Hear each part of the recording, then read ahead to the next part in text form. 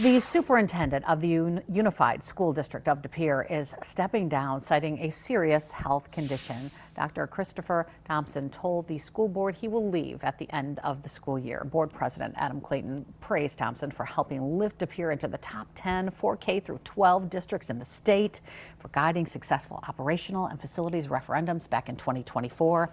In a letter to families, Thompson said his chronic blood condition called polycythemia vera has progressed, leading to his decision. The board says it will announce next steps for finding a new superintendent soon.